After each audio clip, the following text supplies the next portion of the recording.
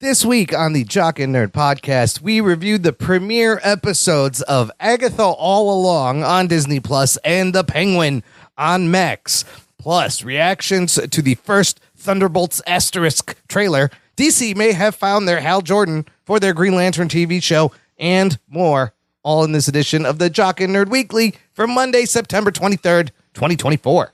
This is Jason Mewes, and for reasons best left between you and your therapist, you're listening to the Jock and Nerd Podcast, Snooch to the Nooch. Check. Check one. All right. This is for all you fans out there. Let's give it up. We jockin', we nerdin'. We funny, disturbing. We jockin', we nerdin'. We spoiler alert. Oh yeah! Oh yeah, what's up, listener? Thank you for pressing play and welcome to the Jock and Nerd Podcast, where we give you comic book and superhero, TV and movie news, reviews, and whatever we choose. Jock and Nerd. My name is Imran. My name's Anthony. He's the Jock. He's the nerd. And joining us, fella who's got a waddle when he walks and also enjoys extra pickles on his sandwiches. It's Rugwald Cobbleboy. I don't boo. Just call me the Puffin. The Puffin. I like that. Yeah, because I'm smoking weed. He's always puffing. Oh, the Penguin should have a sidekick called the Puffin, who's always high. That's right. And it could be played by either Rugboy or Seth Rogen. It'd be hilarious. Snoochy boochies. Snooch to the booch, you bastards. Anyways, Anthony, how you doing? Great. That's great. No dick jokes this week to start. We'll get there. Oh, damn. Yeah, it's kind of a slow start. That's sad. But we do have fun things to talk about. Some fun comic book television has returned to our small screens. We're going to review some episodes, and there's some geek news. Let's get started. The Jock and Nerd Podcast. We start with the MCU. Very exciting. Just today, Marvel released a teaser trailer for Thunderbolts asterisk. Geek boner. Thunderbolts asterisk is how you have to say it, I believe. Right. You have to say asterisk. This movie says, well, the asterisk tells you that items sold separately. Oh, yes. Batteries not included. What is the something like that. What is the asterisk? It doesn't count. They were on steroids the whole time. What is the asterisk? This movie does not come out till May 2025, but they're calling this a teaser. It's like 3 minutes long. It's a nice, chunky trailer. Anthony, was this some of all of this footage what you saw at Hall H at San Diego Comic-Con this past year? It was pretty similar. There was maybe a little things, but keep in mind, I only saw that footage once at Hall H in August, so I don't remember everything, but it was pretty similar in tone. The biggest thing I remembered was them being locked in the room, it being more Yelena focused, and then if you don't catch it and if you don't know, the subtle teases of the century. Yeah, there's a lot of interesting things. I really like this trailer. What do you want to get into? I like that. Let's start with the choice of music, because Rugboy and I might go on a little bit of a rant here. Anthony, did you know what song that was? You're probably not familiar. No. The song they used in the trailer is "Where Is My Mind" from the Pixies, from the album Surfer Rosa. 1988, I think. That's when the song came out. Yeah. I love the Pixies. I love this song. Of course, the best use of this song at the end of Fight Club. And they should have stopped there. Was great, because the song, like, people didn't at that time, nobody was like really listening to the Pixies. They were kind of underground, and the song is played and you're like, who is this? And like, I think it was a great use of it. Now, Ruggs, I don't know how you feel. I feel like this fucking song is everywhere, and they overuse it. Like, it was in Malignant, it was in Sucker Punch, it's in a lot of movies. In Mr. Nobody, it was in the other one. It was in. They're using it all the time now. It's become a little cliched for any time there's a movie where the character doesn't know what they're doing, or they're disoriented, or there's some mind-bendy shit. It's become like the easy thing to throw. Yeah, there's just so many cliches, and they could have. There's a million other songs that are like that they could have used besides that. So I'm gonna just say Hollywood, can I just tell you, just fucking stop. Yeah, let's retire it. Can for at we least have a moratorium on this song? Because this is a great song that I loved, and you're almost ruining it by putting it in. Absolutely. I wonder if they probably hate it, the Pixies. They fucking. Oh, I'm sure Frank They Black were does such not an want this. anti-corporate band. Yeah. This must. I mean, they probably like the money, but they I was probably gonna say hate. they might like the way those checks cash. They though. might like the cha-ching aspect of it, and did they just put out a new album? They're still touring. They're still out. Yeah. I saw them like a couple years ago. Anyways, what did we think of this trailer? Back to you, Anthony. What stuck out? What do you think of the tone? It's Geek Boner, Floppy Jock? I would lean more Geek Boner than Floppy Jock. So, you know, I saw the trailer, saw something similar at Comic-Con. I liked it then. Going into this, I thought the movie, I didn't really understand the characters they'd chosen, and I don't know that I still completely understand them, but I do like the kind of the tone where no one really knows what's going on, why they've been called together, why, you know, you've got kind of a band of rejects here for the most part, some little used characters, and but it's like a black ops thing. So I think there's a lot of things here that I can latch onto, and just from knowing the comics, I'm very curious how Sentry fits into all of this because he's a very overpowered character compared to everyone else. Yeah.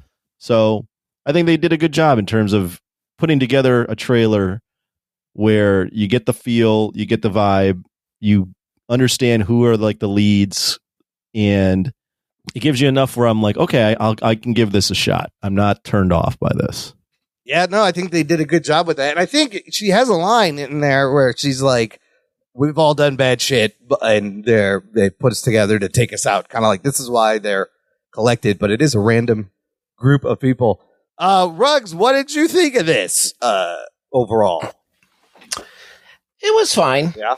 I feel like it looks interesting. I thought it was going to be like a comedy for some reason. I mean, the trailer is very funny. Red Guardian has hilarious lines already. But it wasn't like, it wasn't over the top comedy. I didn't feel like it was like super quippy, like they were trying to do with Ragnarok and all the movies after Ragnarok. Yes.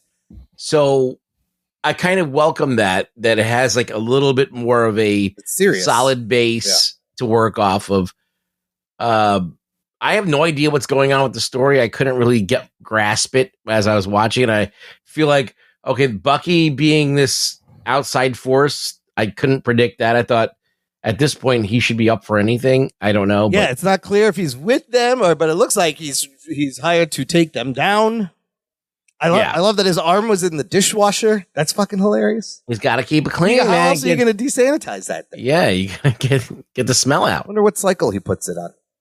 I don't know. Red Guardian's lines are hilarious where she's like, how are you? Are you fulfilled? He's like, oh yeah, so full, so filled. It's great. We forget that's her father. She's like, hi, Dad. I forgot that was her father. Her fake dad. Her Black Widow dad. Right. Yeah. She calls him Dad. You see a glimpse of John Walker, and he's got a kid and a beard, and there's an article that says fallen hero. So his U.S. agent thing didn't seem to go well. And the first meeting is kind of great. You see the first meeting where they're all... Oh, yeah, the first meeting. They're throwing knives around, bouncing things off. And then Bob, Lewis Pullman, just pops out. And she's like, who are you? He's like, I'm Bob.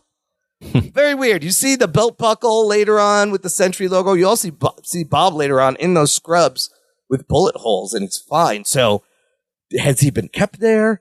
Is he the reason nobody's around because he freaked out and killed everybody? What is the deal with Bob? It's very interesting. I also think Lewis Pullman, he was in Top Gun Maverick, and his call sign was Bob in that movie too. Wasn't he Bob from Top Gun Maverick? I do not remember that. I think that's him. No idea. But the action I thought was pretty decent. Like the choreography looked good. Again, like you said, Ruggs, it seems kind of gritty. The fight choreography looks good. There's a balance, a humor. And then we see Val, and it's possible, were they in the Avengers Tower in any of these scenes? Does she own Avengers Tower now? There's a shot of her at a party, or they're at a gala or something, and you see Loki's scepter in a case. Yeah, in the foreground. Yeah, so that meetup scene, they get locked down, and it looks like they're going to get roasted or something, but I don't know. And then Ghosts and Taskmaster's Helmets look very similar. I guess one has eyes, the other one doesn't. That was kind of cool. Well, they at least they took one of the hoods off of one of them because they both have hoods. They were too. both very similar. They're both women. Yes, they're both women. But I don't know. I think the chemistry. Is going to be fun to watch. Yeah, I like the scene where they're all fighting each other and then trying to get they're showing each other's powers, but then also, then I liked some of the stuff where you can see them bouncing off of one another. So I do think that the trailer has made me anticipate this more than I would have going in, which is what a trailer should do. Yeah, no, this is a solid first teaser trailer. Just gives you enough to keep you interested. So I like the tone, the direction. May 5th. Might be good. Yeah. We got a while before Marvel's this one. back, baby. Are they back? We'll see. We got that. We got a new TV show. Marvel's back. The MCU is back. Geek boner. I gave it a geek boner. All right. So as we transition to the Penguin review, I got some DC related news as well. They have been trying to find a Hal Jordan for the Lanterns TV show. It will be another HBO Max show. And they've been trying to find an older Hal Jordan. So there's going to be a lot of Lanterns. Jon Stewart. A few weeks ago, there was reports that Josh Brolin was offered the role and he passed. There was other reports that like Ewan McGregor, Matthew McConaughey were also on the list. But this one might be it. Deadline reporting in talks to play Hal Jordan, Kyle Chandler. Good old Kyle Chandler from Friday Night Lights and the Godzilla movies. Godzilla's killing people. We need to know why. Yes, he's the guy who will drop all the exposition you need. And so this is a Hal Jordan that's clearly going to be like a mentor to Jon Stewart. Anthony, what do you think? They're still looking for a Jon Stewart. Yeah, so I think Kyle Chandler as a Hal Jordan sounds good to me. I'm not and I knew they were going for an older version. Didn't know that they would go for a guy that's 60 years old. Oh, Kyle Chandler's 60 now? Wow. Well, then you got Nathan Fillion, who's Gary Gardner. Was he in his 50s? Yeah, that's very old. Yeah. And I always picture Hal Jordan as a mid 30s to mid 40s kind of guy. So it's a little interesting there. I don't know exactly the vibe they're going for. I don't know how I feel about old guys playing these roles. But I mean, on paper, like again, Kyle Chandler, I feel like is Hal Jordan in a lot of ways. I think he can win that role, and I think Guy Gardner is Nathan Fillion. I think that makes sense too. But yeah, I don't know about them being older. Like I don't know how I feel about that. It is interesting. This older it's a different look for sure. Yeah, I mean, this is what we don't know what stage Hal Jordan is in this show. Is he like retired? Is he just an older member of the Corps? But it is this interesting cast they're putting together. Ruggs, what do you think about him and Jon Stewart? So. Yes, as the leads. So you need somebody who's like the older detective cop, whatever, showing the young guy the ropes or whatever. Should have been Tom Cruise. Oh man, Tom Cruise would make a good. There's a lot of people out there who would make a good like that age. Hal Jordan. Ruggs, what do you think with this pick? I think it's fine. I don't know. It's not the Hal Jordan that I want to see on film, but they're going for an older one, and he's old. They got that part right. And I feel like it's going to be like an ensemble thing. I feel like if he was like maybe 15 years younger, he'd be fine. But he just seems a little bit too daddish. It's a zaddy Green Lantern. Yeah. It's fine. No, it's not Pedro Pascal. Calm down. Yeah, just the age is the only thing. I didn't think they would go that old with a Green Lantern. Everybody's old. It's depressing. Yeah, they're doing this thing now in superhero movies, and maybe it started with Robert Downey Jr., but they cast them just 40 and 50-year-olds to play our heroes. You got to try and cast someone like that's still in the 30s in some way. I mean, the Superman and Lois, like Corn Sweat is in his 30s, so... Yeah, but that's a TV show. No, I'm talking about the movie, the new movie. David Corn Sweat. Yeah. He's in his early 30s, but like Fillion is Guy Gardner. He's old. That's weird. But it's weird. I mean, Pedro Pascal is almost 50, and he's yeah, it's kind of strange. Yeah, where's all the young guys? What are they doing? Timothy Chalamet will never be going to get him up. That's what. Yeah, we need a new crop. Yeah. Well, speaking of this new crop, we do have a Robert Pattinson as our Batman in the Matt Reeves movies. And we're going to talk about the Penguin that exists in the Batman universe. Director Matt Reeves has called this whole Elseworlds universe, I guess, his Batman epic crime saga. He's come out and said he is planning a trilogy of Batman movies. They're writing the second one. There's been hints of villains and things. But the show is also, everything is standalone, but it's part of the Batman epic crime saga. Now, I finally rewatched The Batman this week after only watching it when it came out. Anthony? Yes. I did the same, actually. You did the same. I watched The Penguin and then said, shit, I want to rewatch The Batman. Oh, okay, I did the other way around. I forgot, everyone. This movie is fucking 3 hours long. And I was like, oh, fuck. 3 hours. It took me 2 days. It also took me I had to split over 2 days. I had to split it up. And in 1 hour or hour and a half chunks, it's not bad episodically. But anyways, any observations after a second watch on this movie? We'll skip ahead to, to what are we watching. So yeah, I did the Batman. Oh, okay. No, it's fine. I think it's appropriate to talk about it. It is appropriate for this. I actually kind of a spoiler for my Penguin thoughts, but when I watched the Penguin, I went, shit, I fucking like this. I got to watch the Batman again and get back into that. Yeah. So I watched the Batman and I like it way more the second go around. Okay. I'm the same. I only watched it the first time in the theater and I thought it was good. Don't get me wrong. I thought it was pretty solid. But watching it the second time, I was like, this is almost a fucking masterpiece. Wow. I loved it. Interesting. I think it's awesome. I think it's really good. I think Matt Reeves is a very good director in terms of he does the Apes movies as Batman. He's done Cloverfield. Of taking movies, I think he did Cloverfield. Maybe I'm wrong on that. Taking movies that should just be big popcorn cinema and making them these more than that. These the Batman's almost like a Fincher crime noir movie. Yeah, it's like a 7. Yeah. So I fucking loved it. And you can play that clip if you want. I thought it was awesome. I fucking loved it. All right.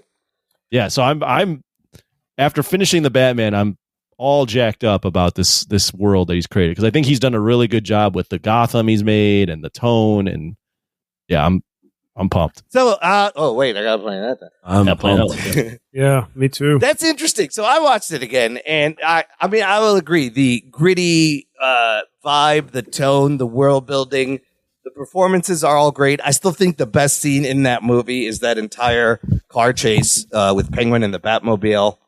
But I watched it again, and I'm like, what the fuck did the Batman actually do? The fucking Penguin ran circles around him. Penguin killed everybody he wanted to kill. Only got found when he wanted to get found. And the Riddler. the Riddler. And still blew up and flooded Gotham when all Batman had to do was look under the fucking carpet. The Batman gets manipulated by him the whole time. He brings him Carmine Falcold. You're missing the point. Serves him up. What is the point? You're missing the point. It's not about the whole story is about Batman in his second or third year, right?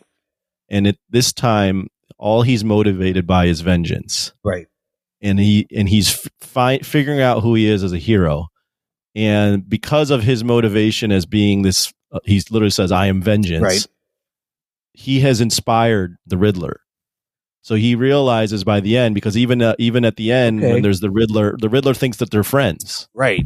He's like, "This is you were hating me. Like this is what I wanted." And then Batman, tells him no, and he gets all disheveled about it. Yeah. And then the Riddler goons, they're like, who are you? And the guy goes, "I'm vengeance." Yeah. So it's all inspired by Batman. So Batman realizes at the end, and that's why he saves the kids and jumps in the water and like takes and then he's like rescuing people out of the water at the end. He realizes by the end he needs to be more than just vengeance. He needs to inspire hope. Okay. So it's a journey of him realizing that he can't just be this one-track revenge type guy. He has to actually do some good things. And it's not about just revenge. It's about him inspiring. Yeah, I think another thing to piggyback on that, I haven't seen it recently. Watch it. It's fucking good. But I might. if I have 3 hours to throw away, then on a movie I've already seen. But I think that one of the things that really works is that, he doesn't become a great hero during the movie, but what he does is that he has a presence that he established and that presence, that fear that kind of envelops all the criminals of Gotham and the police and just people at large is very effective. Mm-hmm. And the mystique that he has, you don't really feel it as much in other movies. And here you really do. I mean, it's like, and they do it in a way where it's not two guys on a roof going, the bat's going to get us. It's more like, come on. It's in the music. It's in the how he steps out of the shadows. Yeah, that's a great intro. So they really nailed that. And like I'm sure I would have liked him not to be a dick to Alfred.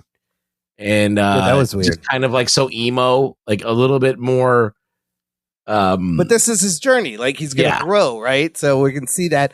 Okay, I do like the Batman should be the reason these psychos come. Also the Riddler, what the Riddler does to Batman is he exposes the depth of the filth that is Gotham. Sure. Yep. So Batman now realizes by the end, one, what he's supposed to be, that he's supposed to be more than just vengeance, but two, that the city needs a lot more than just him going out and fighting like these thugs on the street. Like there's a cesspool here that he's going to have to help clean up. And he does figure out all the riddles. He hangs out with he's on top of it. I do know. I love all the tech and all the people Riddler did kill. They were bad. They were corrupt. They were not good people. So he was helping them out a little bit. All right. Okay. I guess I'll buy it. Yeah. I'll even go as far to say I don't think it's as good as The Dark Knight. Yeah. But it's almost there. It's pretty epic, and almost there. Yeah, they introduce things that we will see in the Penguin show. And who was Alfred in that movie again? Andy Serkis. Yeah, he's a good Alfred. He's a good Alfred. He gets blowed up. The mail package wasn't for him. Oh my god! Forgot Andy Serkis was out. Yeah. No. Well, and I think I'm excited for the sequel because now that he's established this, like he established Gotham, and you're right. Everybody fears him like the Baba Yaga right away, and you get that, and it's really well done. It even surprised me. I love that scene where right in the beginning where they flash his light and there's crime in the streets, and people look up and they're like, oh, shit. Maybe he's over there. I'm going to stop doing that.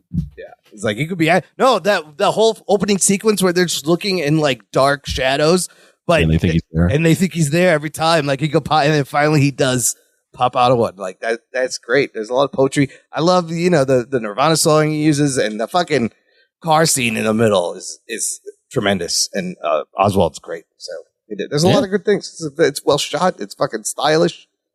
It's good. So I didn't like it. I mean, I liked it. Don't get me wrong in the theater, but I don't think I appreciate it as much as watching it the second time. What happens when you watch a movie?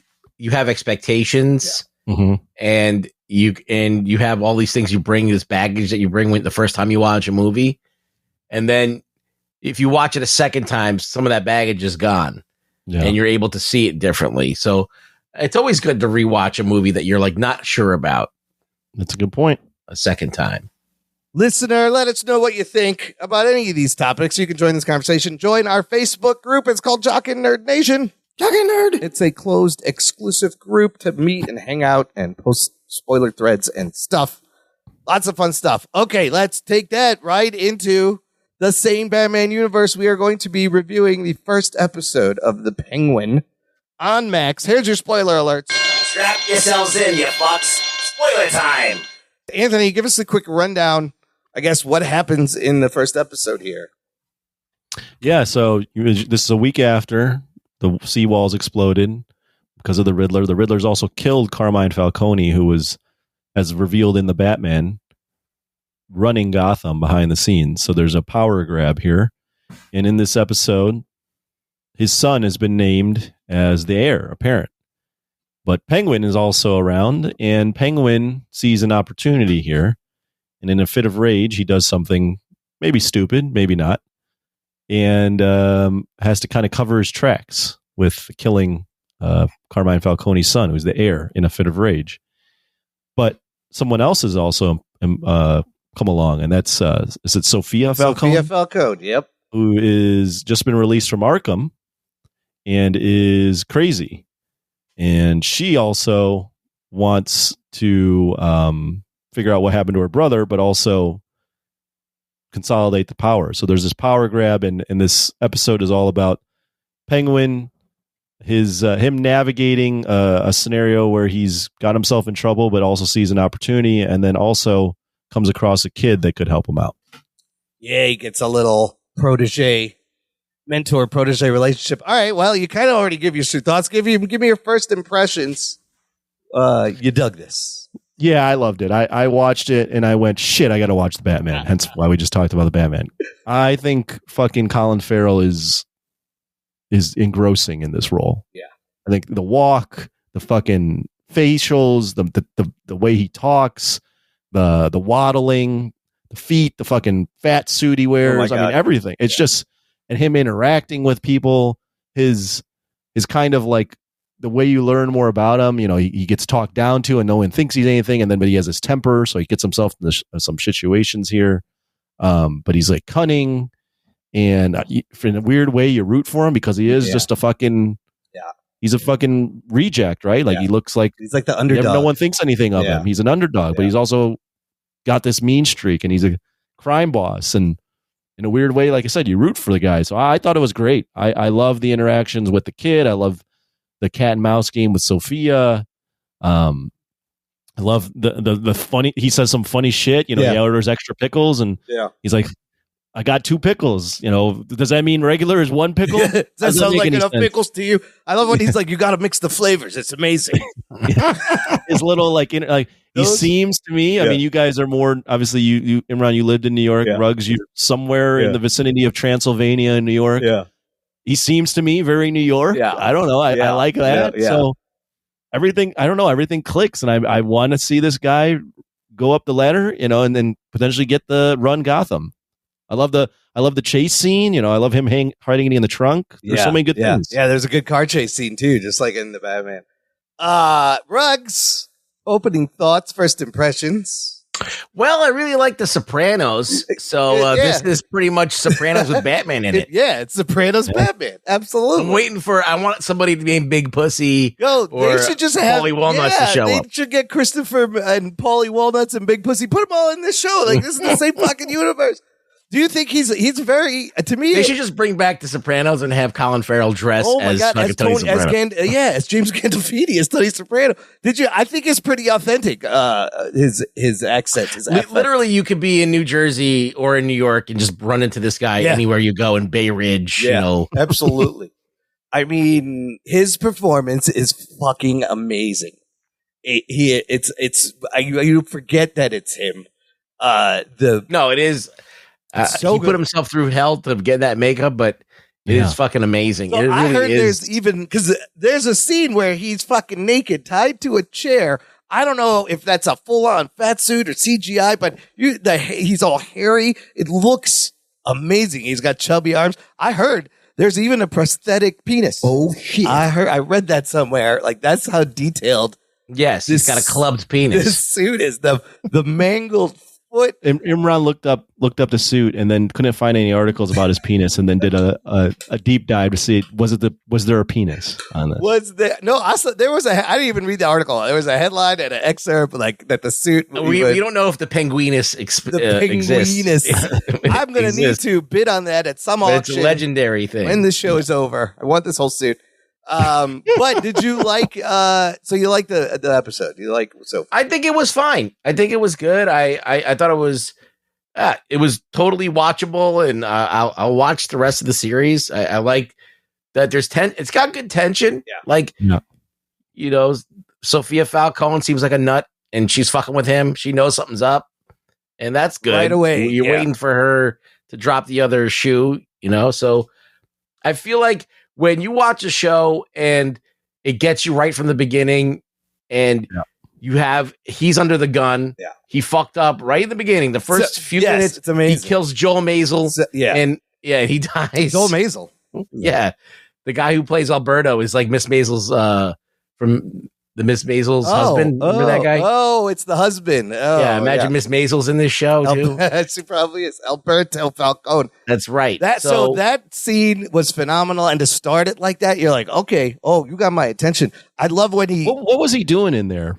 Was he stealing? He showed up after the flood to get some blackmail material in the safe. There was pictures. He uses the picture later as part of his plan. So he was picking up blackmail material. Gets caught by Alberto Falcone, and this is a very Sopranos interaction where it starts out just benign kind of and quickly turns, and then Oz gives that great story about Rex Calabrese. Great monologue. What do you think he's getting at there?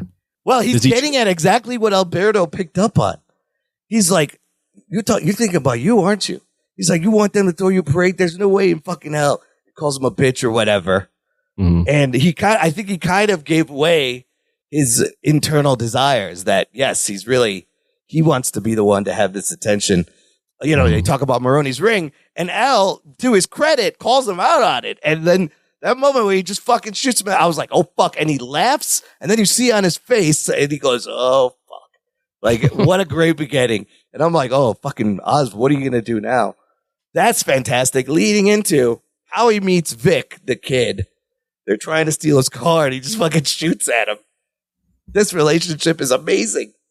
Takes him hostage, basically. Takes him hostage first, helps him dump the body, and then that moment where they put the body in the truck, and he's just like, turn around, look at the sunrise. Ain't that a beautiful sunrise? Yeah, beautiful sunrise. And the kid, that's all you need to hear. The kid knows right away. He's not stupid.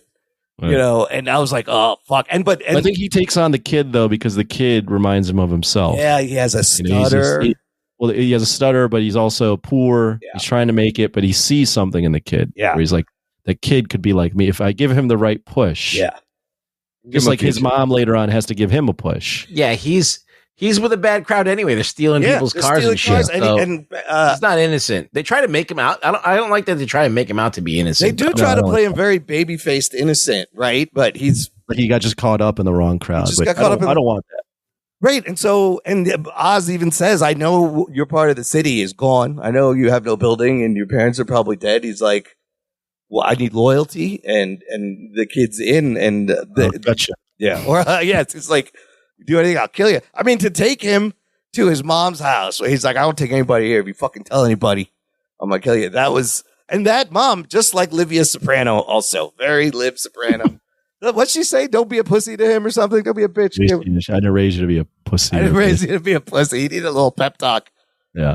Because he's not always, that's the thing that I already like about this is there's a lot of depth to Oz. Yes. Right. He's not, he's cunning, but he's also like very unconfident at times, but he's also very smart. Like the way he plays Maroni is great. Oh my God. That plan is also fantastic. Impulsive. Yeah. And he's also fat and ugly.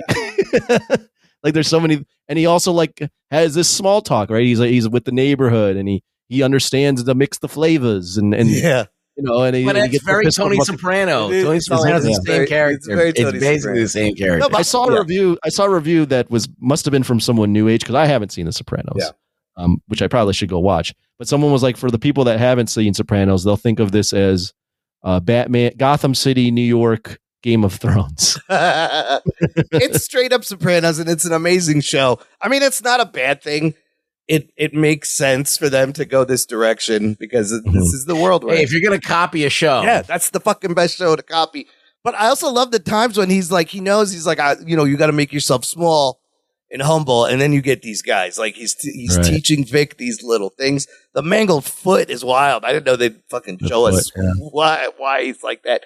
And then, yes, it gets to the Sophia Falcone scene, and she asks him out for dinner. And then lunch. It was lunch. That's right. And they go out for lunch. It's a great conversation. And then they're just playing that cat and mouse game because she's like, you think that they banged each other at some point in the past or something? Oswald and Sophia? Do they have a past? He knows her from before, right? He's like, good to see you. I haven't seen you. Well, she is like, she said that he was going to see you. Yeah, have you seen Alberto? And then he like already has his alibis, but he was aware of the drops, and she was like, I'm the only one that was aware of that. She caught him right in the lie as she walked in. And then he tries to one up her and be like, oh, he didn't tell you that I was in on it It's too. like, sweetheart, he's keeping secrets from both of us. What can I tell you? The way he talks his way out of so many things is fucking amazing. It's so good. You gotta be quick on your feet. He's so good.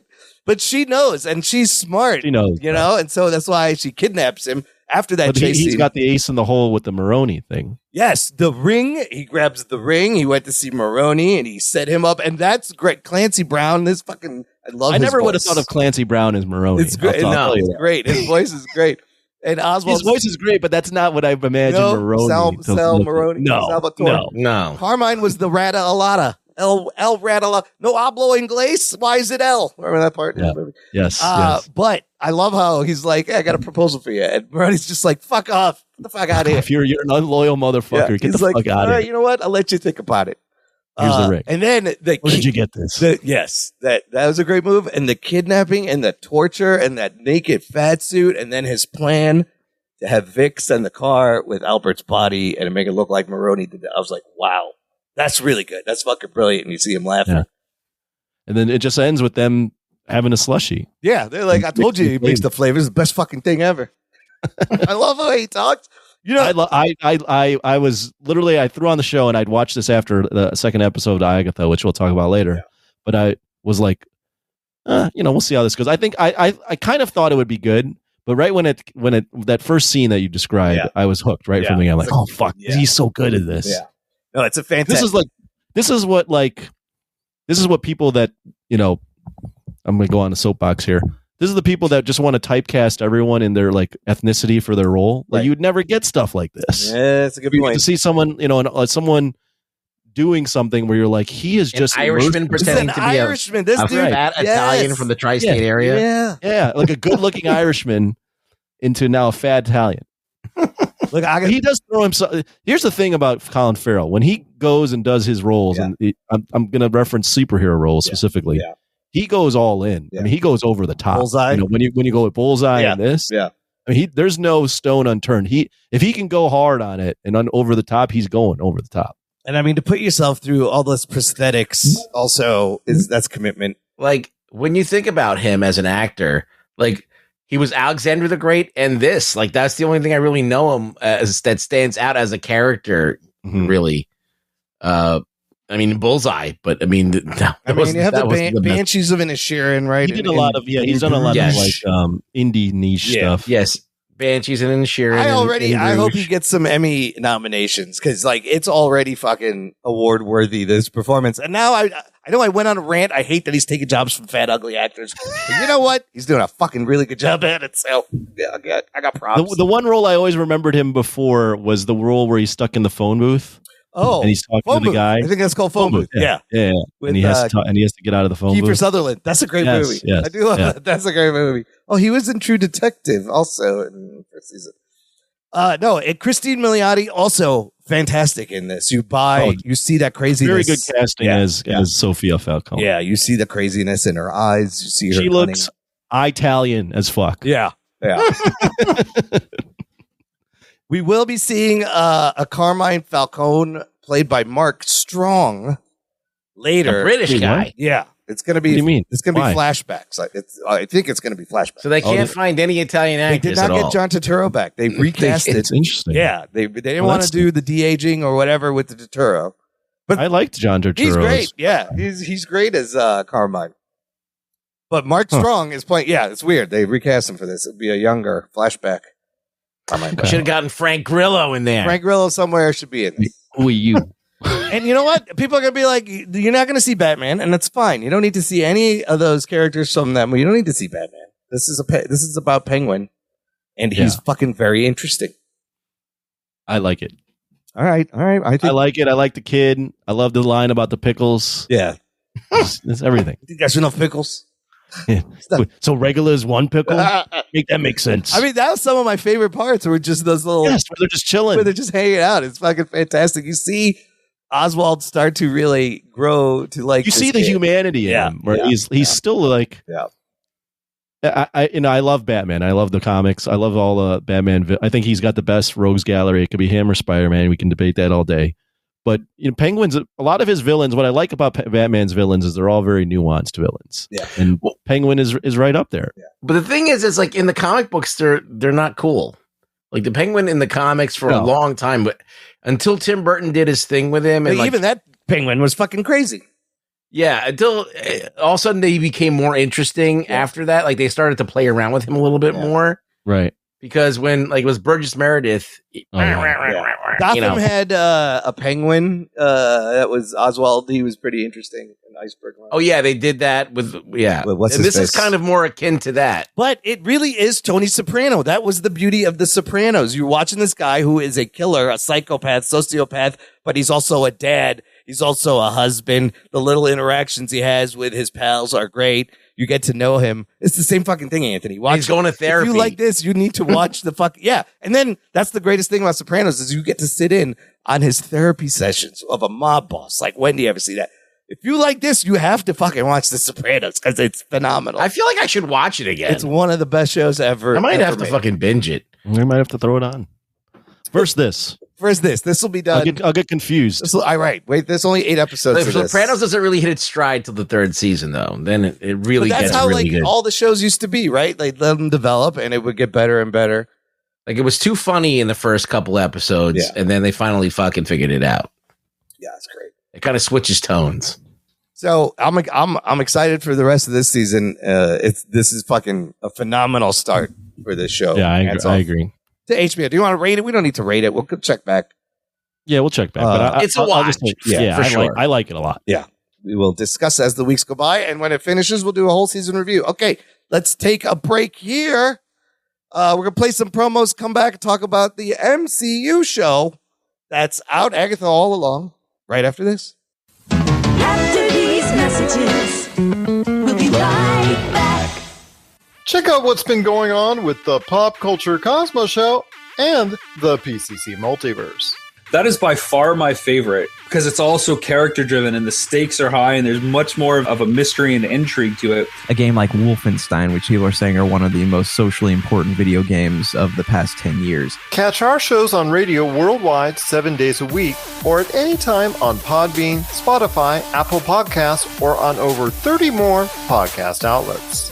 Hey, this is Matt. And Jesse. We host American Slacker Podcast, your weekly rundown for weird news, entertainment suggestions, and unique games. Every other week, we bring on guests from all walks of life, like comedian Mark Forward of Letterkenny. Yeah, we just call it tuna up here. We're pretty clear that it's a fish. And NYC stand-up powerhouse Ian Fidance. I want to fucking punch you in the fucking face with positivity and fun, motherfucker. Actor Brandon Crane of Stephen King's It. Because a lot of the work that I did, like Wonder Years to It, they were all very, period 50s, 60s, and, Chuck's were all the rage. And Art the Clown from Terrifier, David Howard Thornton. They also had to make a mold of my face while I was there, so that was kind of claustrophobic in itself. Musician Dan Simons of Just Surrender. First time ever going out on tour, you remember every step. And Nick Thompson of Hit the Lights. All the stuff that I think that people go through life, and it's just like my outlet for that. Watch the video version of American Slacker on our YouTube channel and listen to our show on your favorite podcast app. New episodes every Wednesday. Visit our website, aspodcast.com, for everything American Slacker.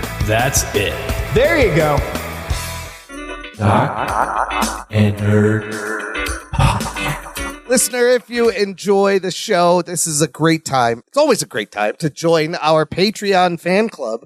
Visit jockandnerd.com/Patreon. Jock and Nerd. And you can give back on a monthly or annual basis, and you get stuff. You'll get access to an exclusive podcast feed where the shows come out early. There's bonus content, movie reviews, instant reactions, post shows, hours of more silliness to enjoy. You can also join us on our monthly Discord hangouts. We just had one last week. It was lots of fun. We got to meet Rick Martinez. Yeah. Brother Rick was in there. It was a new person. And we also learned what, Anthony, when you show up, the vibe of the conversation changes drastically. Yeah, it gets real sexual real quick. I think everybody appreciates living vicariously through your bachelor story. It's not me doing it. No, I know. I just walked in or sat in, and all of a sudden, I had to ask at one point, is this how these combos are when I'm not here? And everybody goes, no. Nope.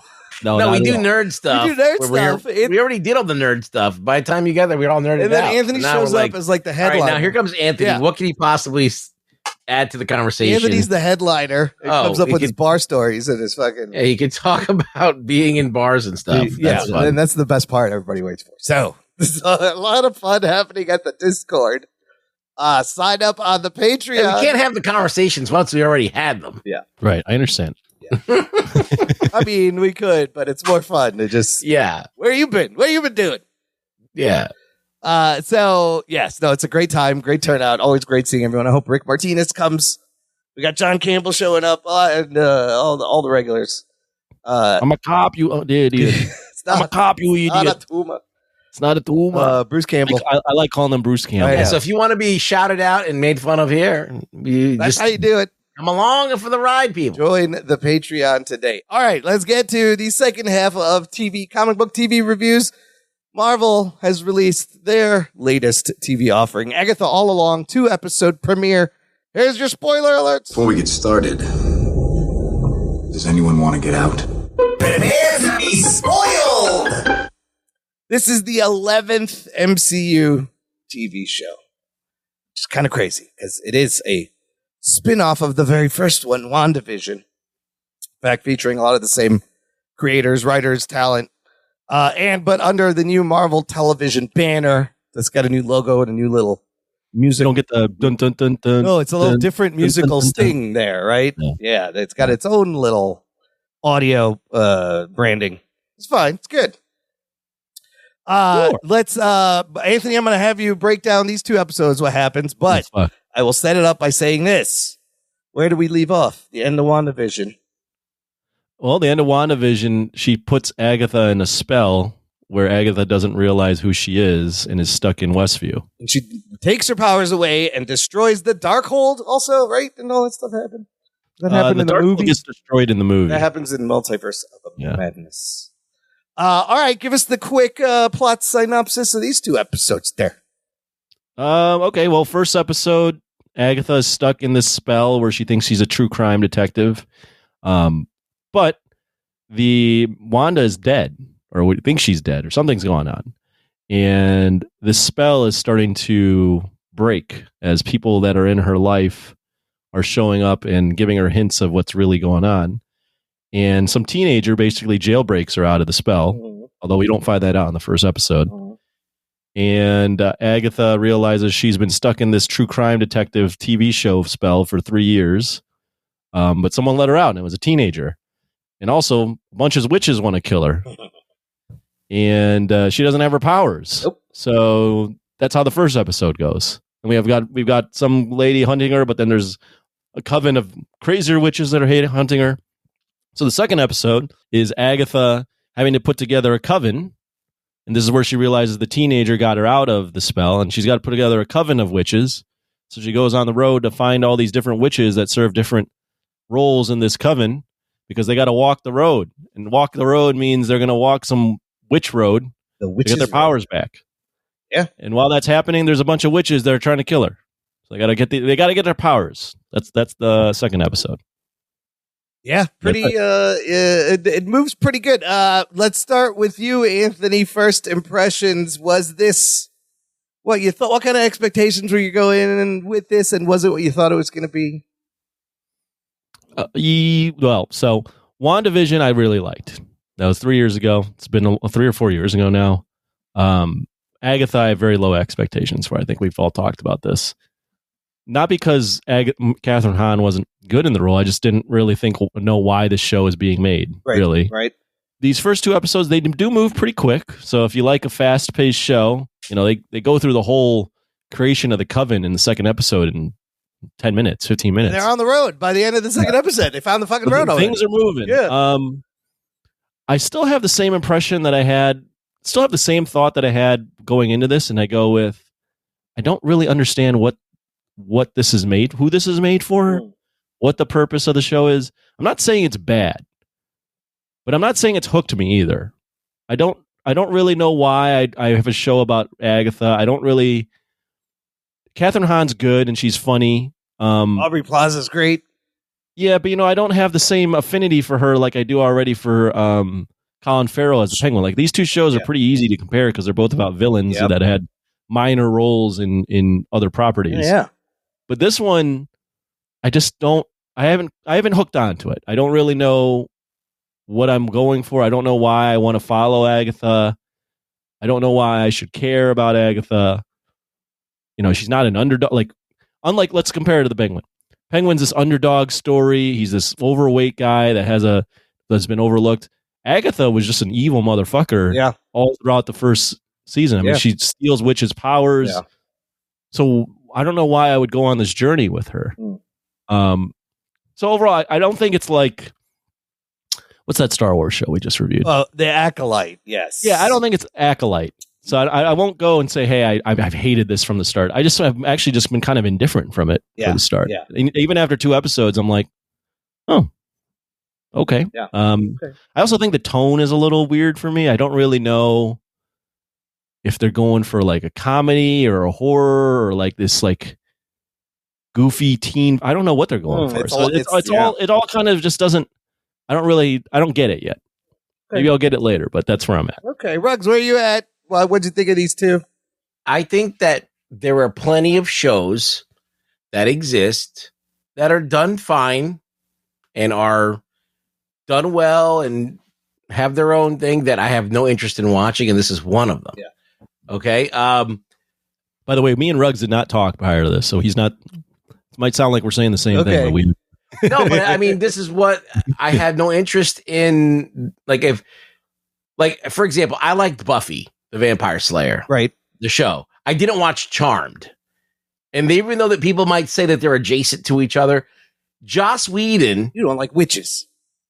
Maybe that's it. But like Joss Whedon had a certain viewpoint that he was putting that was more of like a nerd's perspective. Right. On it, like, the comic nerd who now got a chance to write a show and is putting all of this comic book stuff into Buffy and making this kind of like sexy but still cool and still nerdy at the same time show. And Charmed was just more like a show for girls. Yeah, no, those are two different things. And yeah, so it's like it didn't have any DNA that I latched on. Even Xena Warrior Princess, which was definitely made by Sam Raimi and a bunch of other guys, had this kind of like it had a macho-ness to it. Yeah. Like Xena was macho. Yeah, she was just like a fucking badass and like just didn't. She used people. She was just like fucking always like ruthless. And so I caught on to that. This is like not a character I'm interested in. This is more like a Charmed type show where it's like it's not like on demand viewing. I don't think it's a bad show. I feel like it was pretty competent. I didn't see like a major fumble like the Acolyte did, where it was just unwatchable and in every 2 seconds I wasn't face palming. I think the fact that you have Wiccan in there, which everybody knows that this kid is Wiccan. Okay, we'll talk about that. Is he though? And how is that going to work out though? Like that is, this bitch killed his mom, or fucked up his mom, or whatever. How's that going to play out? Is he going to find out? Is that going to create a rift? I feel like all of these witches are going to turn on Agatha. They're all waiting to do that, or she's going to turn on them. Yeah, well, it sounds like she has lots of enemies, and they've been trying to kill her for a long time. So she has a big history in the comics, right? She's been around since 1970. She kind of has. Yeah, but I can't remember like any storyline that I read with her in. I never read anything with her either, but there is a lot to mine from. I'll tell you, my first impressions now, right after the Acolyte, I was a little trepidatious. You know how Disney loves their singing witches.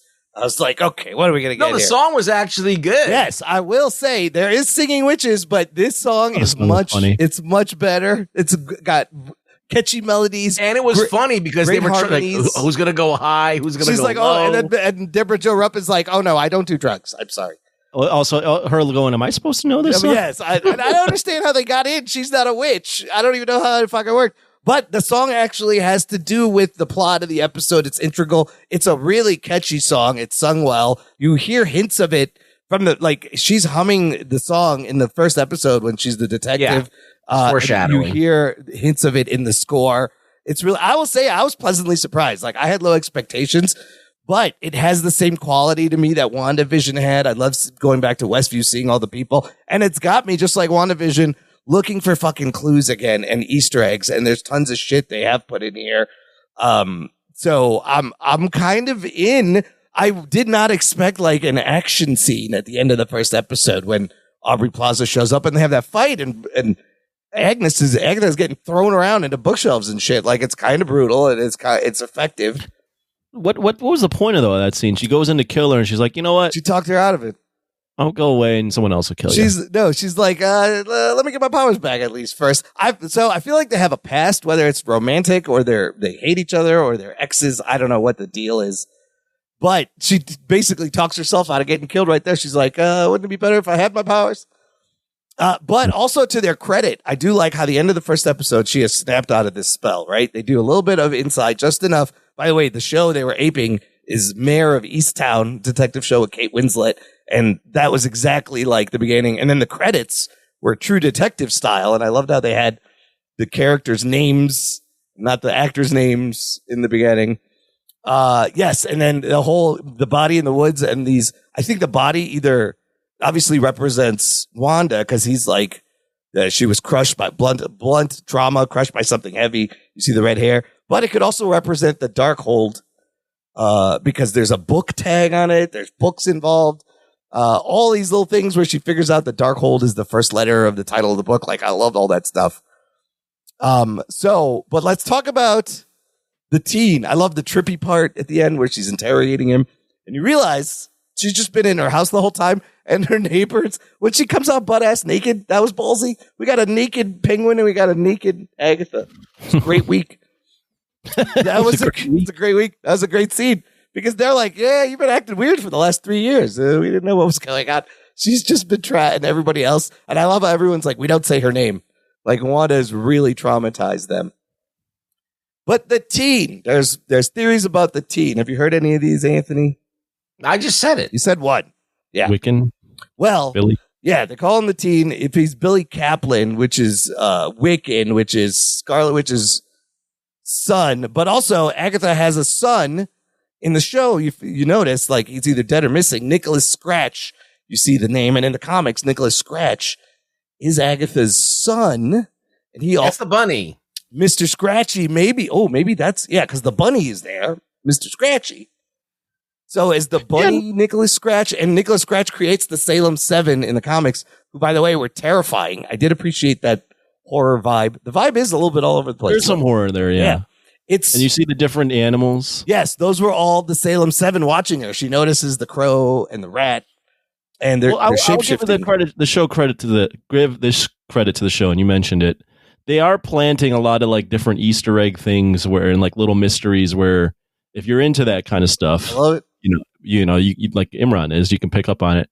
I think for me, the main difference is with WandaVision, it had that mystery aesthetic of why are they locked in these different eras? Where this one, you had that mystery in the beginning, but you knew right away what that was. So for me, this show, I don't care about Agatha. That's the problem for me. I think she's really funny. Aubrey Plaza was great. Their chemistry is great.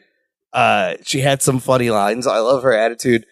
But yeah, you know what's going to happen, right? So where they've gotten us to, that they're at the road, that's really all I know about the show going in. And it was smart of them to put these two out, and they got you there very quickly. I love them collecting the come-in. There's a lot of great lines, great performances.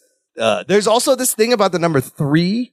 Apparently all the clocks are set at 3:33. There's that locket with the hair in it, and then he said it's the triple goddess. And then one of the witches says something, triple something. So there's something with 3s. And there's a little Wizard of Oz-ish things you see, little hints of that at the end. But the whole thing with him, when he tries to tell her about him, she can't hear him, and you see the cursive M. She can't hear him, or she can't. Its mouth is covered when he says stuff. And he doesn't know that she can't hear him. He's got some kind of spell on him. So the running theory is right, that this kid is going to be Billy Kaplan. I don't know how that works. Or is the kid Nicholas Scratch as Billy Kaplan or something? What about Mephisto? Or so then there's the M on his mouth when he's talking. It's a cursive M. Was it just meant to look like stitches, or did it make it look like an So M? my theory is that the Scarlet Witch made a pact with Mephisto to bring back her kids, but they don't know that they're her kids. Okay, they don't know anything. Okay. So whenever, I don't know. That's it. And he doesn't want Agatha finding out, so he's got that gag thing happening. Well, he does have a line where he's talking to her about, the witchcraft he's into. He's like, I want a blast to shield, to levitate. Those are all Wiccan's powers in the comics, coincidentally. Right. I mean, from the first get-go, it just he fits Wiccan to a T. And Wiccan, I think, is also, he's a gay teen. I think he's more goth in the show, but yeah, that's a big part. That was the only thing, though, when he goes, I'm at 16 years old. I'm like, there's no fucking chance you're 16 years old. He's a little. He's 21. He's like, character. Yeah. He's nobody's a teenager. What else did I don't know. You like it. Clearly you really like it. I thought it got me. I don't think it's a bad show. It's not bad. It's like, well done. It's not insulting. It's not. It's pretty. I think it's done pretty competently. So if somebody likes this show, more power to them. I don't dislike the show. It's just not something I would watch if it wasn't for this podcast. Yeah, I agree. I agree. I don't mind watching it, but yeah, I'm basically in the same boat. I wasn't, I'm not a big Catherine Hahn guy. Agatha is a nothing character in the comics. She was fine in the WandaVision show, but I wasn't like, oh, I'm over the moon to see this. And then lastly, I'm not big on the witches either. So there's just so many things. There's a lot of witches, yeah. The witch thing, like I've never been a big. I like some horror stuff, but the witch element stuff, I'm like, and spells and all that stuff is just kind of for me. So I mean, that movie Wicked is coming out. Also, witches are going to be huge. It'll be huge. It's a Halloween time. Yeah, I agree. I don't think the show is necessarily bad. It might even be, it might be good. I just am not so far. It hasn't hooked me. Yeah, there's lots of shows that are good that I don't watch. No. Yeah, no, I thought I had a good start. It hooked me. It's way better than The Acolyte, so you can rest assured. I mean, it's Zach Schaefer. I think she wrote and directed this first episode, so it's the same quality. See, that's the difference with this and The Acolyte is that I love Star Wars, and I want to see good Star Wars, and so I'm like, hey, you can make some new characters, cool, like let's do it. But then it was so bad from the get-go. It was so uninterestingly bad, but this is actually done better. So I like how each witch has a reason to show up, right? One is I did enjoy the scene where she's faking like she's when Catherine Hahn is faking like she has a son. Yeah, in the fortune teller, Lilia. Yeah, the fortune teller. Yeah. And that whole bit where she's faking and then the other one's faking and then they kind of realize they're both not faking. Yeah. I love all the names she calls him. She's like, "Who's that?" He's like, "He's my pet. Say hello, pet." It's just like, hi. I love that he's like a little fanboy, right? He knows a lot about Agatha, and she can leave Westview now. So like, the spell is nothing. Mm-hmm. But she doesn't have her powers. She doesn't have her powers, which is why you got to go down the road. She doesn't have her powers, and she's told these people, if you throw your powers at me, that's how I get more power. She can steal them, right? So she actually tries to goad them into blasting her at one point. While the Salem 7, who are super creepy, they're fucking crab walking backwards down and shit. I was like, oh, fuck, that's fucking scary. What are you doing? Run back into the basement, teen. What are you doing up there? Jesus Christ. But I had some good moments. I had a good time with it.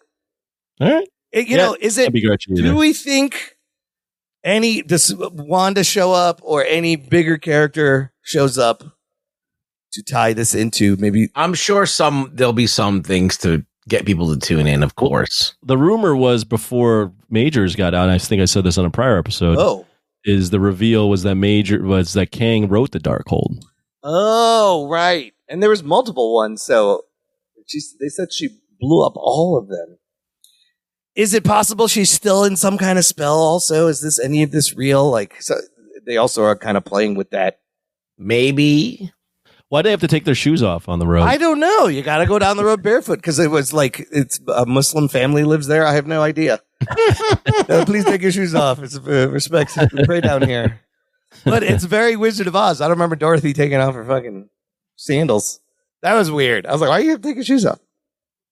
I did laugh when the 70s show mom Deborah Jo Rupp. Yeah, her all her stuff I thought was funny. She is hilarious. She's like, "Oh, a party! Oh, let me grab my purse." But how is she a witch or she's just a lady? See, I don't know, because they were like, maybe the other witches were strong enough. Like she didn't have, because the last name on that list was the Black Heart was Rio. It was Aubrey Plaza's character, which is why she didn't want to go. Oh, is that what they were getting at? Yes, because remember, I was a little confused why the old ladies in this. Because she goes, what was the fourth name? It was a Black Heart. And in the last episode, Aubrey Plaza says, I have a black heart and it beats for you. So I think it was supposed to be her. And then she just grabs Mrs. Hart. It's like, you're in or you're out. Let's go, lady. And they all have like different names, like 3 names. It's just kind of funny. But yeah, I didn't understand how she's not a witch. It still got him in the fucking thing. She didn't. She ended up singing the song at the end. Catchy song for what it's worth. So we might get Mephisto. Maybe we get a Scarlet. So? I don't know. I think they'd go with a Mephisto. Then again, I mean, Echo had Kingpin. Whatever happened with? I thought Sacha Baron Cohen was cast as Mephisto for. It was supposed to be in the Ironheart show. Mephisto? Yeah. Oh, something like that. It don't make any sense. It would make more sense for him to be in here. But the mysteries have got me hooked. I'm intrigued. I want to know who this kid is. Like, the kid's got me hooked. Joe Locke. Like, I don't know. That's really about it. They didn't waste time getting I think it's a perfectly fine show, and hopefully it continues to stay that way. Thus far, it's been fine. It's going to end all around Halloween with a 2-episode finale. So neato. So this is on Wednesdays. The Penguin now comes out on Sundays. Even though it premiered on a Thursday, the Penguin will be a Sunday night HBO Max show.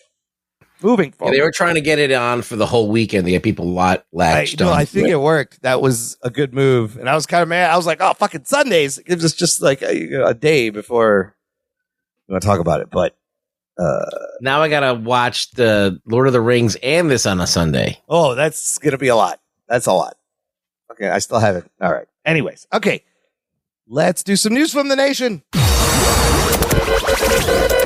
It's time for news from the nation. It's time for news from the nation.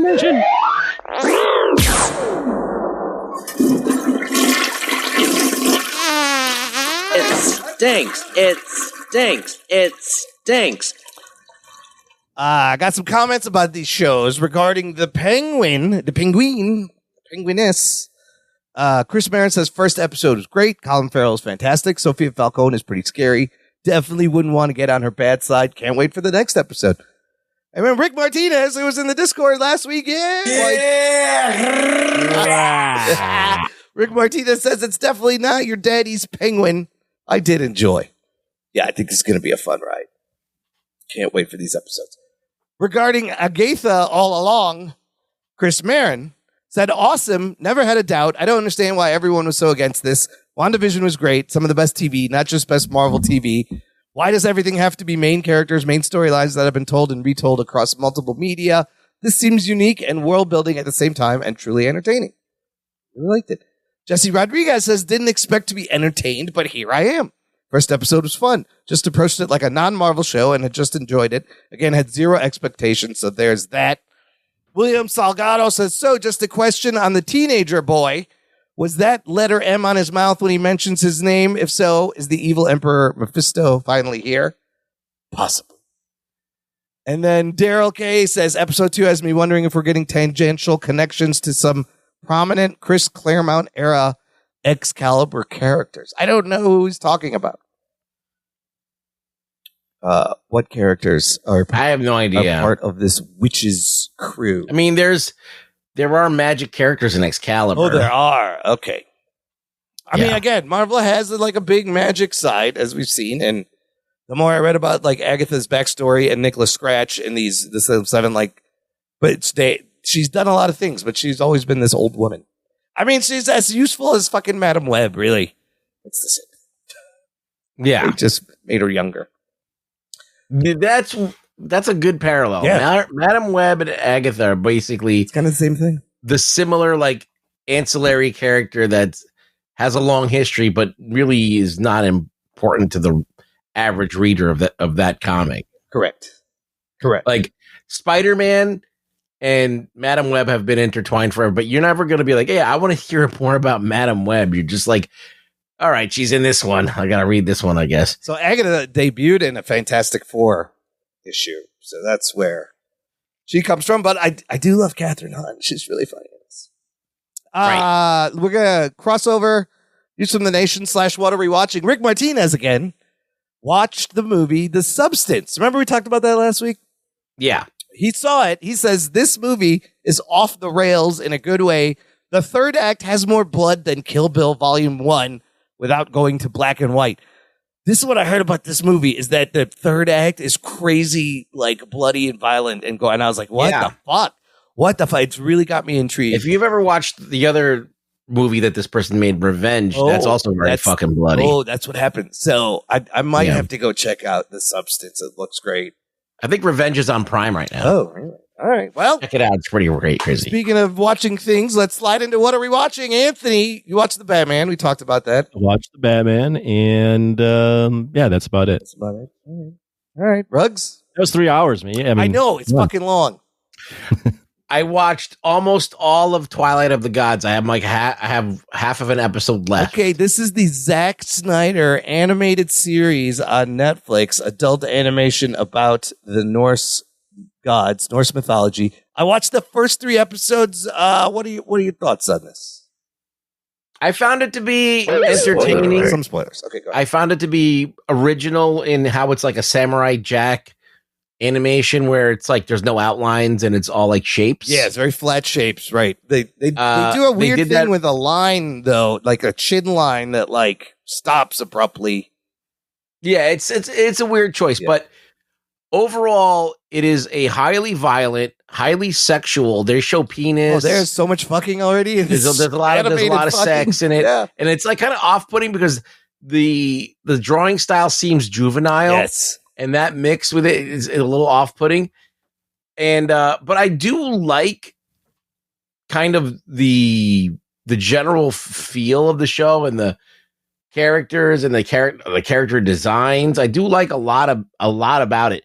I don't know if it actually works 100%, and I don't know how accurate it is to Norse mythology, and that's where I'm going to kind of go on a little bit of a rant here. It's like, I wish that they should have a disclaimer when they're making a show about something that it's based on, that it doesn't have anything to do with it actually, because like I'm learning all about Norse mythology through this show, and I'm thinking, is any of this accurate? Well, it's all public domain shit too. Like anybody can write about Thor and Loki. You just have to make it your own. So.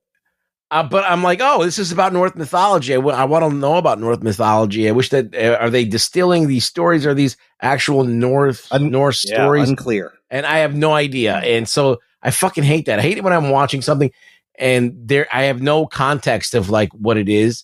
Anyway, I'm trying to enjoy it anyway, and I thought it was fine. I started binge watching it, and it's kind of like up my alley. So yeah.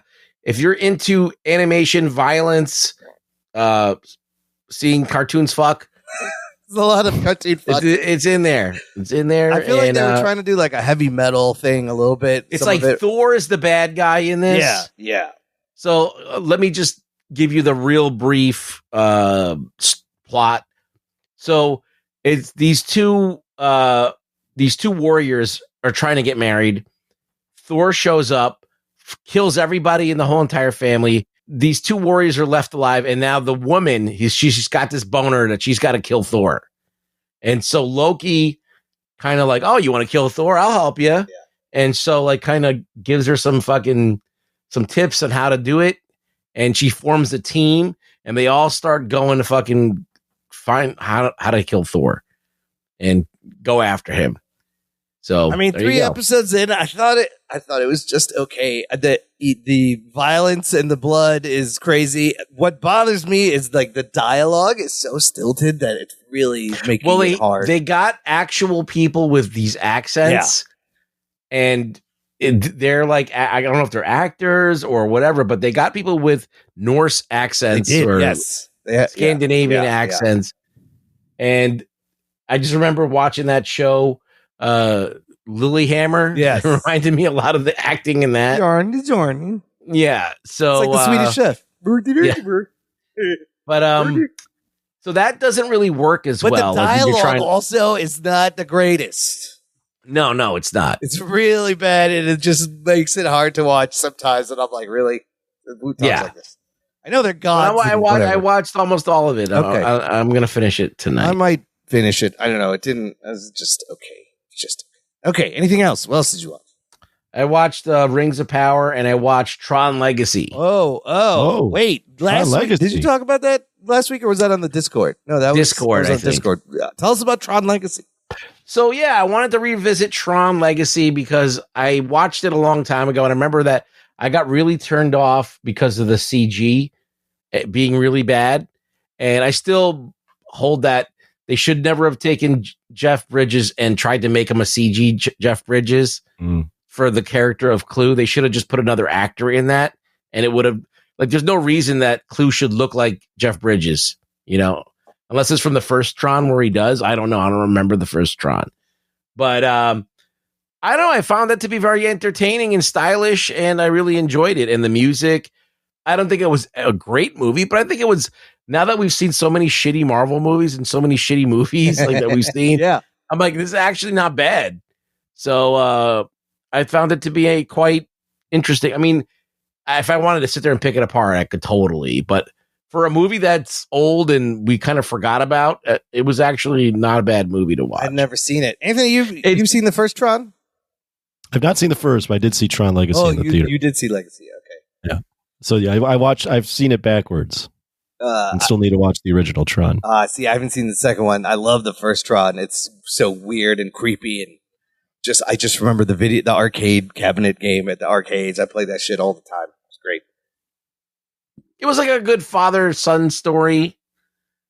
Yeah, what's his name? It's Flynn's kid, right? Yeah, so Flynn's kid is this guy. He's pissed at his dad because his dad disappeared and never came back. Right, he doesn't know what he's been doing, and finally he gets paged to go to the arcade, and it's actually Clue, who is a program that Flynn created to kind of create a whole new world in Tron in the Tron universe. Yeah, and he's trying to get out. He found out he could get out. Okay.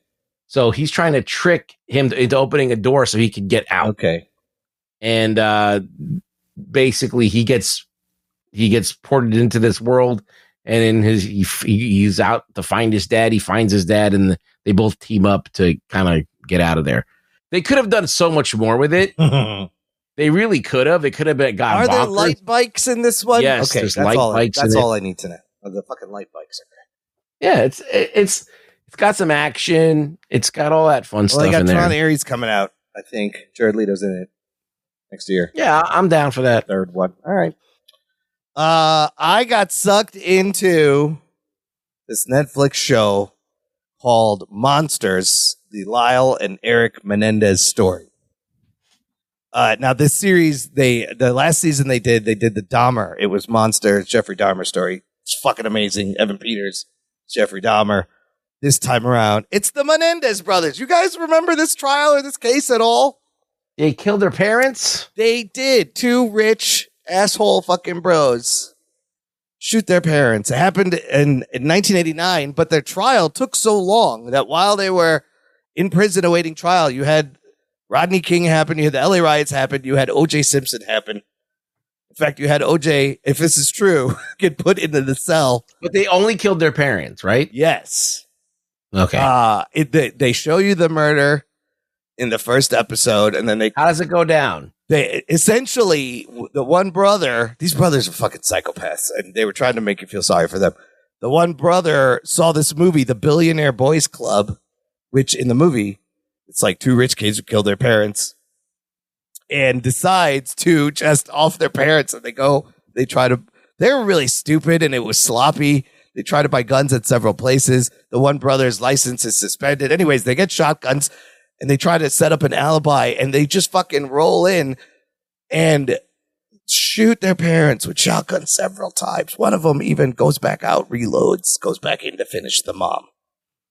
But they show this moment several times in different you don't really know the whole time. I don't know how much of it is true, because all of a sudden then in this story, after all this happens, they come up with a sexual child abuse molestation defense, that they try to make their dad out to be a monster, that he was raping the one kid and the one brother was raping the other brother.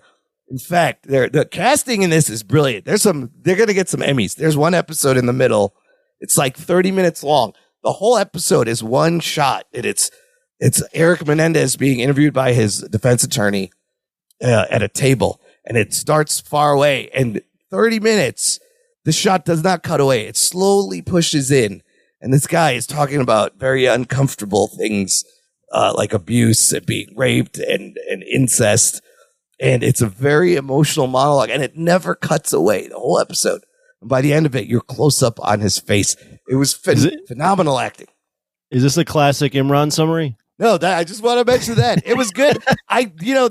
They're still in jail, and they still stand by the allegations of child abuse. But in the second trial, you find out kind of that it's bullshit. What is it? I don't understand. It's like an anthology show that's doing like serial killers. But is it like they're casting people to play the roles? Yes, oh, okay. It's all dramatized.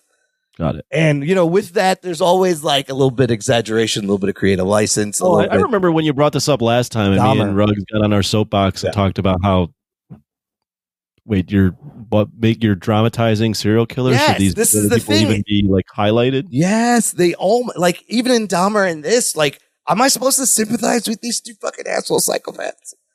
And so they play with that, and you're not sure what's true, because the one brother wanted to be an actor, and he read a book in prison that had all the same sex abuse happen that he said happened. So is it bullshit? They still maintain that that's what happened. But it's the show is pretty good. Like, there's some great performances. It sucks you into the story. You're like, holy shit, it's pretty brutal.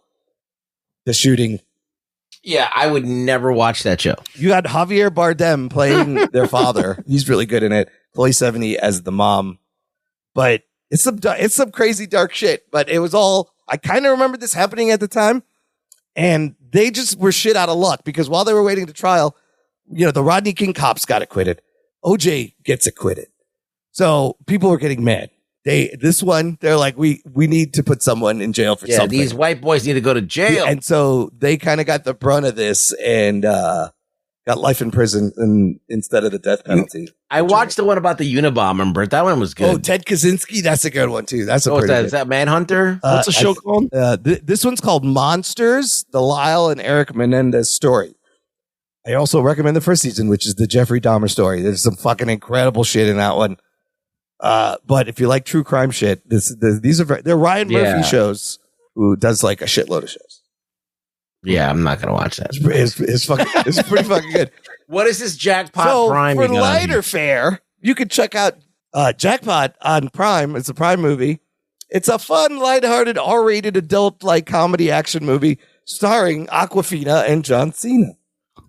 The premise for this is also not bad. It's in the near future, where California has created something called the Grand Lottery. This is how this works. If you get picked to be the winner in the lottery, everyone has until sundown to kill you to win the prize you were going to get.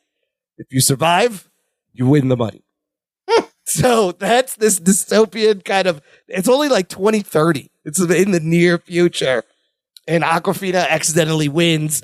And it's kind of wacky. Everybody in the world, here's the one rule: no guns. You can't kill them with guns. So everybody, you just see a mob. Everybody suddenly looks at their phone. They grab a blunt object and they just start chasing her. John Cena plays a guy who you can hire to protect you for 10%, keep you alive till sundown. And Simu Liu's also in it. Machine Gun Kelly is in it. It's pretty sweary and irreverent, directed by Paul Feig. I thought it wasn't bad for like just a Prime movie. A nice R-rated comedy that's actually fun. You don't see that was even on my radar. You don't see that.